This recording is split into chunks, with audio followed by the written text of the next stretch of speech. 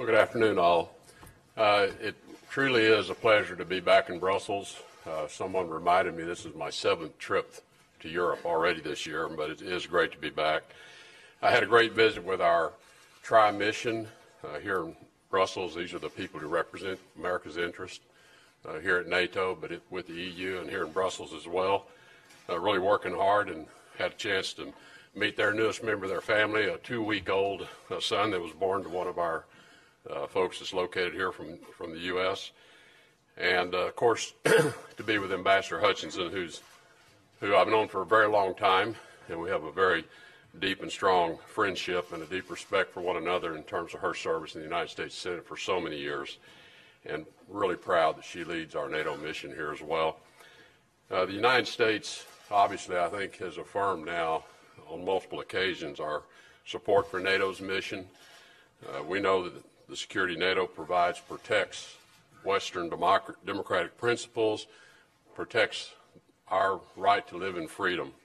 To that end, the United States is eager for our NATO allies to exert their sovereignty and take on greater responsibility for our shared deterrence and our defense burden.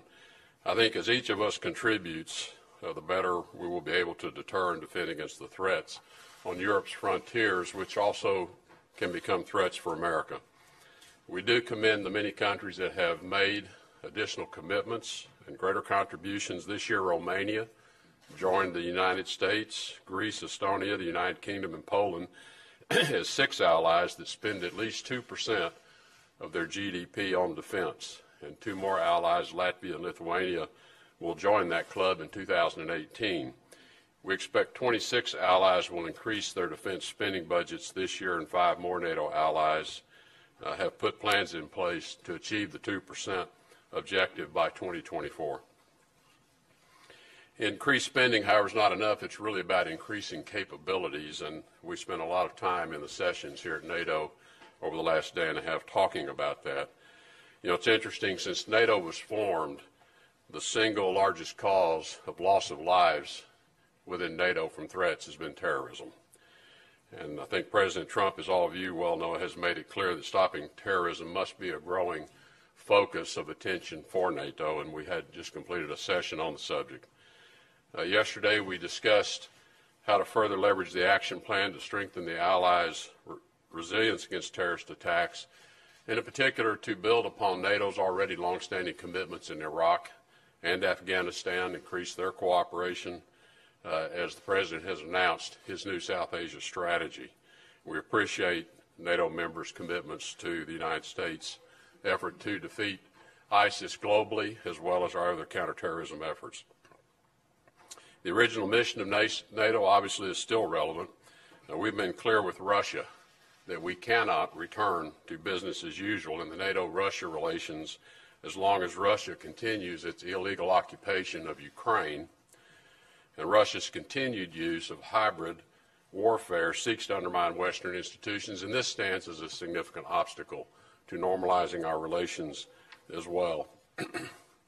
Russia's aggression in Ukraine remains the biggest threat to European security and demands continued transatlantic unity in confronting that threat.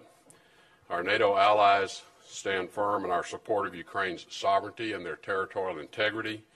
We do not accept Russia's efforts to change the internationally recognized borders of Ukraine or recognize Russia's illegal occupation of Crimea. Earlier this morning, we also had a productive discussion with Georgian Foreign Minister Janalizee. Georgia is a large contributor to our joint efforts in Afghanistan. In fact, they're the largest per capita of any contributing nation, and we strongly support Georgia's aspirations to become a NATO member. Looking ahead to our final session, which will be over lunch today, the United States does support NATO's open door policy and our commitment that any Europe-Atlantic country that wishes to join the alliance and meets the requirements to do so should be allowed to do so, and no third party should have anything to say about that pursuit of NATO membership. As we've done for decades, the United States will continue to maintain our straightforward, ironclad commitment to Article 5 We will continue to work for the common defense and the preservation of peace called for in the NATO Charter, and do so with confidence that our allies will continue to do the same. Thank you. Happy to take questions. Secretary, it's time for a few questions. Josh Laderman, AP. Thank you, Mr. Secretary. On several occasions, thank you. On several occasions, the President has publicly undermined your diplomatic efforts. In recent days, White House officials have said that you're going to be pushed out. And these are not media inventions. These are coming from the White House. Many Americans see these efforts as humiliating to you. You've had an illustrious career. Why do you put up with it? Why don't you quit? You know, this is a narrative that keeps coming up about every 6 weeks. And I would say y'all need to get some new sources because your story keeps being wrong. Terry Schultz from Deutsche Welle, right there in the middle. Hi, over here. Yesterday, the German foreign minister arrived at the meeting saying that there was an increasing divide between the U.S. and Europe, that Europe needs to take more of its responsibility, which is not just the funding question, and that the transatlanticism was suffering. So I'm interested particularly in whether you heard that in your meetings with allies. You had a meeting with them on Iran yesterday, and did they express as strongly as we hear them differences with the administration on Iran policy? Well, I heard Foreign Minister Gabriel's statement, and Sigmar and I have become quite close. I think I've probably met with him as many times and had as many telephone conversations as any of my counterparts. And look, Germany's going through a very difficult political process right now. Sigmar's part of that. And I don't want to say anything that's going to suggest any leanings one way or another. In terms of the support that we've received in our talks around our approach to Iran and in our Quad meeting yesterday, it was a very productive meeting. We share a common view of the threat that Iran poses in terms of its destabilizing activities in the Middle East region, most particularly in Yemen and in Syria, its support for terrorist organizations like Hezbollah, its export of lethal weapons, including rockets and missiles, and that we're all very concerned about how to address that issue. And that was the discussions that we held in our Quad meeting yesterday. It was very productive discussions. Dave Clark from AFP. Thank you very much. Much of the world is holding its breath as President Trump declares Jerusalem the capital of Israel. Major European allies are saying it's wrong-headed, and Middle Eastern partners, and even some in your own department, are warning of potential violence and unrest. Is this part of a thought-out strategy to improve peace prospects, or is President Trump just fulfilling a campaign promise? And how can you claim to be a neutral broker in the Middle East conflict? Well, I want to be respectful that the President has not been allowed to address this issue himself, which he will be doing later today, as you know, with a speech that he'll be giving. So I don't want to go too far in terms of getting ahead of his speech. What I would encourage people to do is a couple of things. First, listen carefully to the entirety of the speech, listen to the full content of the speech. The President's very committed to the Middle East peace process. He has a team that he put in place almost immediately upon entering the White House. That team has been working very diligently on new approaches to the peace process. They've been engaged in a quiet way with many in the region around that process. They've shared it with me so that I could give them my steer on certain elements of the process, give them guidance on areas that I thought would be challenging to address, and they've gone off, they've done the hard work to try to address those. So I would just say that all of this, we continue to believe there is a very good opportunity for peace to be achieved, and the President has a team that is devoted to that entirely. And I would, with respect to the decision on Jerusalem, I really would leave that until you hear the President's full statement on that. Julian Barnes, The Wall Street Journal. Mr. Secretary, Julian Barnes, Wall Street Journal. Ukraine, is the peacekeeping proposal by Russia real? Is there a possibility to negotiate something that would the United States could support, that would put peacekeepers on the border, restore control to Ukraine? And related, do you support expanding Russia-NATO dialogue, or is the current sort of high-level NATO-Russia Council's the right track to be on? We've been engaged with the Russians now for some time through, as you know, I appointed Ambassador Volker to be our point of contact with the Russians on finding a way to break the logjam on Ukraine. We've prioritized ending the violence as our first priority, and we think to do that we need to put a peacekeeping force in place. Russia has long resisted a peacekeeping force, but they have agreed now. And as you point out, they put the first proposal forward for peacekeepers. I think it's significant that we're talking about the right thing. We have a significant difference between the mandate that a peacekeeping force would be given and the scope of their mandate, and that's what we continue in conversations with the Russians as to the peacekeeping force. We hope we can close those gaps. We think it's vitally important to stop the violence in East Ukraine. People are still dying every day from that violence.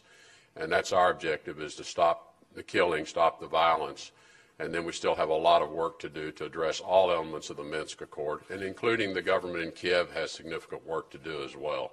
But this is a process that's ongoing, and the peacekeeping and stopping the violence was our first and foremost objective.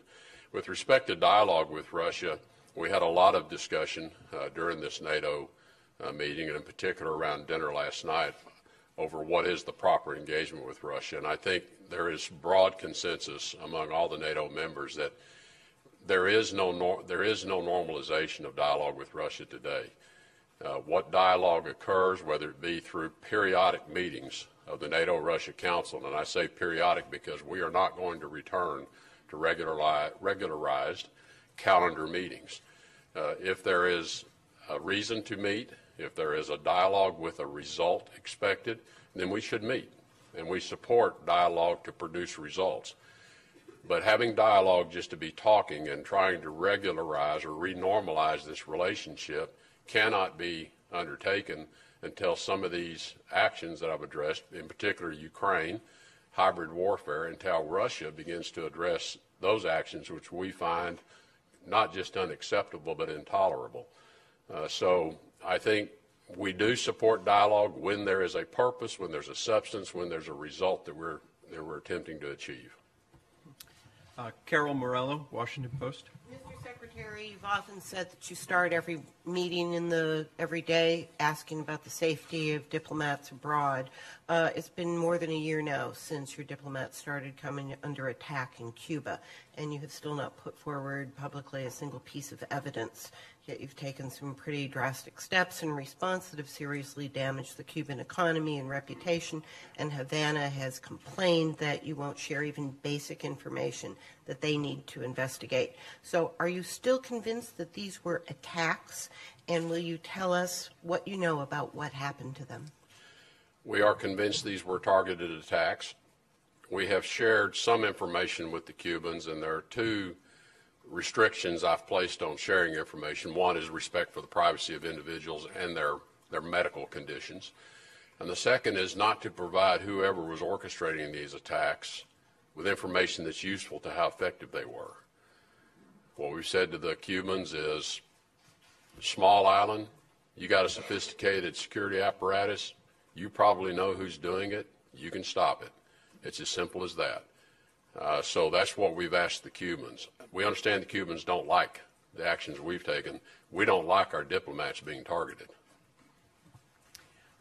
Essia Bouguera, Asaba. Thank you, Secretary. I'm Asia from Tunisia. My question is related to does the U.S. Secretary still believe that the two-state solution is still available or still present in your priorities? But the second one concerning the meeting of President Putin and President Bashar al-Assad. What role has the Syrian regime right now in any coming negotiation in the future about Syria? Thank you. With respect to anything related to Jerusalem, I really would like to let the President make his statement before I comment. So we'll be happy to comment later today or tomorrow after he's had an opportunity to lay out the full contours of the decision he's made. With respect to the Syrian regime and Bashar al-Assad's role in the peace discussions in Geneva, and this is a process that will follow the UN Security Council Resolution 2254, We have said to the Russians, it is important that the Syrian regime be at the table and be part of these negotiations and part of the discussion. We think it's important that as long as Bashar al-Assad is still the leader of that regime, that he be directly engaged in these discussions and negotiations. We have left it to the Russians to deliver them to the table. And we did have a delegation from the Syrian regime attended the first week of the talks that have resumed in Geneva. We hope that they will return to those discussions. These talks have a process, as you know, that lays out the development of a new constitution that moves towards an election process where all Syrians will have an opportunity to voice their views on the future of Syria, including all Syrian diaspora that may have had to leave the country due to the violence. This is all as is called for under the UN Security Council resolution. Thank you very much. Thank you. That concludes. The Secretary has to go to his lunch.